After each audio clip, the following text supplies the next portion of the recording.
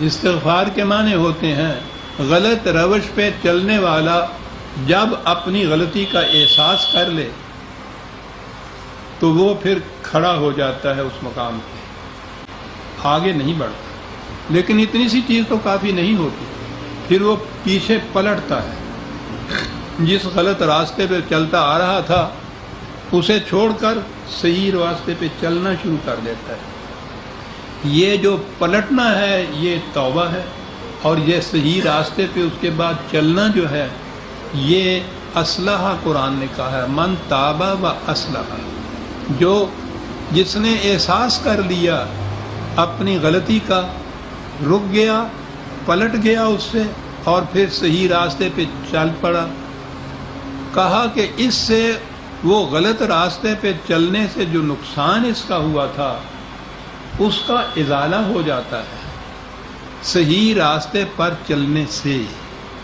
یہ جو ہے نا کسی کے متعلق یہ کہنا کہ آؤ بھائی یہ صحیح راستہ ہے، میں تمہیں بتاتا ہوں اس کے اوپر چلو، اس کے نقصانات سے جو اس کا ازالہ ہوتا ہے، اس کی حفاظت ہوتی ہے، اسے مغفرت کہتے ہیں۔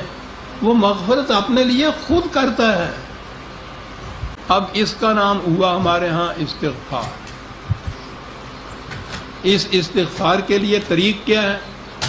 صبح اٹھے استغفر اللہ ربی من کل ذنب واتوب الیہ، استغفر اللہ ربی من کل ذنب واتوب الیہ، تسبیح رکھی ہوئی ہے، ڈھیر لگا ہوا ہے، دانے پہ دانہ چل رہا ہے، استغفر اللہ کا۔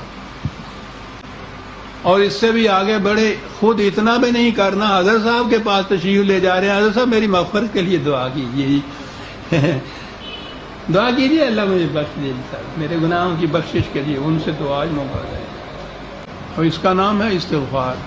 قرآن نے تو ایک ہی اصول بتایا تھا، ان الحسنات یذھبن السیئات۔ یاد رکھو غلطیاں ہو گئی ہیں، کچھ نقصانات اس سے ہو گئے ہیں، اس کے ازالے کی صورت یہ ہے کہ اس سے زیادہ بہتر کام کرو۔ کیا بات! غلط غذا کھانے سے کمزوری ہو گئی ہے، بیماری ہو گئی ہے، علاج بھی کرو اور اس سے بہتر غذا کھاؤ، نیوٹریشن والی۔ جو کمزوری ہو گئی ہے اس کا بھی ازالہ ہو جائے گا، اور اس کے بعد اور بھی نیوٹریشن یا نشو و نما ہو جائے گی۔ یہاں اس کا نام استغفار، اس کا نام مغفرت، اور سارا دار و مدار بخشش۔